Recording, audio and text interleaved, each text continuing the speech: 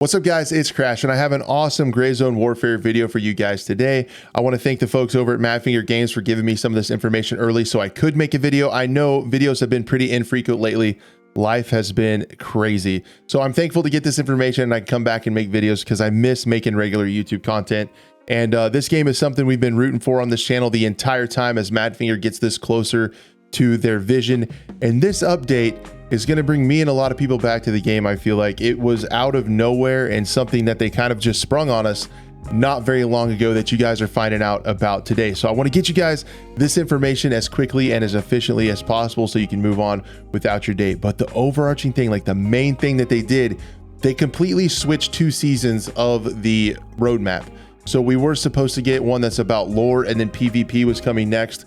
Well, instead, PvP is coming first and lore will be the next time because they saw where they can really get the game popping for PvP folks and thought that was a little bit more important on the priority list. So let's get into some of the things that they are doing in that respect. As you guys can see, first off, immersion is also on the table with the new rain. You can see it behind me. It looks incredible. We'll hope the optimization holds, but you know, regardless of that, it looks incredible. Hopefully the optimization can hang. I know they're constantly working on it. That's going to be a lot of folks' worry about optimization when it comes with this, because it looks real. Like it really looks like rain. So if you call this game anything, immersive has to be one of them. It looks incredible. Truly a next gen title. PvP zones. Yeah, that's happening. So what that is going to be, as you guys can see on the screenshot, is once PvP player combat starts, there's going to be a ring pop up and an indicator show where PvP is going down. So if you're over somewhere else and you want to help out your faction mates in a PvP battle, you can hop on the chopper and head that way and go help them out. So that'll be pretty crazy. That'll get a lot of people together and fighting PvP zones. The other thing, if you guys recall, one of the biggest things coming in the 0.4 update that's now going to be 0.3 are the COPs, the capture, occupy, protect bases. They feel like FOBs to me, or forward operating bases, because when you capture them, you seize control of them, it establishes a spawn point in the area and you protect it, hold your ground, and you can spawn there. There's a ton of them on the map. So if you're working in an area on some quests or some PvP, you can bounce out, take one of those over, and you have an instant spawn point, less time on the choppers. But those are called COPs: capture, occupy, protect. I know Mara mentioned that sometime in the future, there could be some traders at some of these things that are unique traders. Like if you have to hold that COP to get access to the traders. I don't know exactly when that's coming, but that was talked about. Task system rework. So what's really cool is you're going to be able to manage tasks from everywhere. Again, less time on the choppers, keeping you in the fight without unnecessary backtracking. So when you're doing it, you can turn the quest in, grab the next one, and stay out. You can stay out, operating, doing your stuff, getting through the quests, getting through the missions, and doing what you need to do. You don't have to go back to the base, drop off your quest item, get the next one, and then go back out again. So I thought that was really cool. Another way to keep the chopper time down.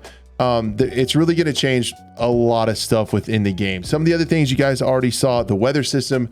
There are going to be mortar strikes that you can call in, which are crazy. They said there's a 90% chance this is going to make it into this update. It's going to be incredibly expensive. If you need to call in a mortar strike, it's going to be very, very expensive to do. It'll be pretty rare, I feel like, for that instance. So I wouldn't get too concerned about that.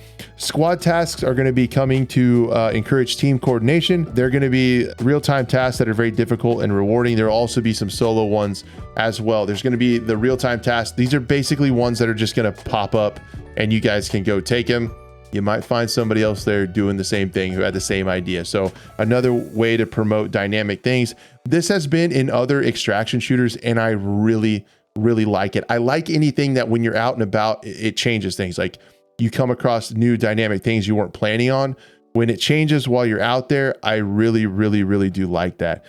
There's going to be improved damage mechanics, including gut shot, stun effects, and headshot dynamics. They're continuing to work on that simulation, which I really like.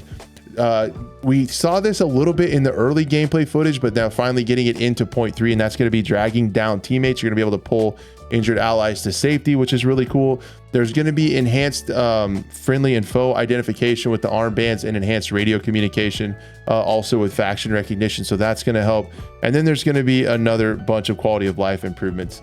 There's going to be, along with the weather, something I saw that looked really cool too, was there's going to be weather forecasts. So you'll kind of be able to see what the weather's going to be doing. And when it talks about the rain, it's not just like a rain in a skin and there's like drops on your gun and stuff. There's actually going to be like puddles and things that form. The water level is going to rise in the rice paddies. It's going to look and feel like rain. The other thing that comes along with rain, for those of you, and even me, I was saying that, you know, nighttime wasn't dark enough. Well, now there can be cloud cover, block out the moon. It gets dark. You will need NVGs when it's dark. So that'll be pretty cool. There's going to be some new locations as well. Another one that I thought was really interesting, there's going to be tags. So instead of like insurance you can put on your stuff, you can actually buy these tags, and they're kind of like Apple Air tags where you can put them on your gear. And then when you die and an enemy takes it, you'll be able to track your gear. So if you get down by a player, they take your gear, you'll be able to see where they're at. I feel like these can also be used as, you know, you can leave someone's AirTag gear around and use it as a trap, thinking they'll come back and get it. If they put, you know, an AirTag on their gear, you think they'll come back and get it. So you can set traps with those.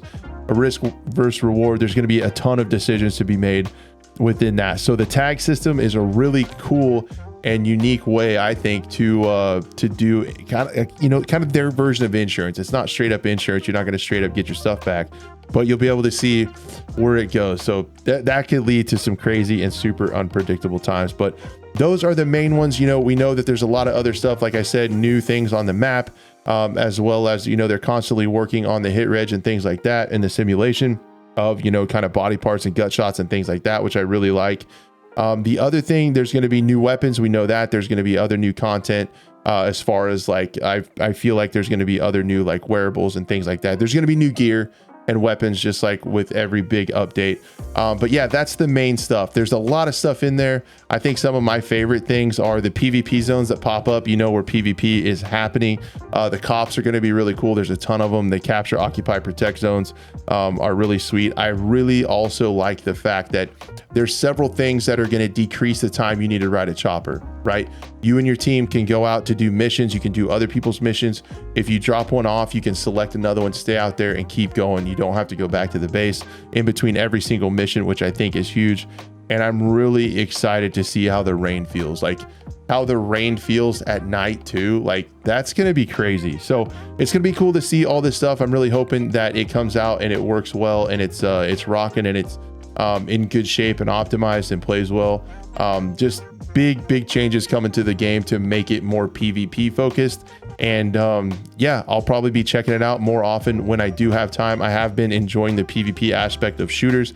I've given Grayzone just a little bit of a break, but my passion for the game to get to 1.0 and my appreciation of the team has not faltered at all. The folks at Madfinger have been nothing but awesome to me. They're really cool people, and I can't wait to see this game get to 1.0. But I think this update is going to bring me and quite a few people back. Guys, let me know in the comments what you think of this. If you chose my content to watch over all the other awesome creators, I cannot thank you enough. You're truly a blessing to my family. I hope you guys stay safe, stay well, and we'll see you on the other side.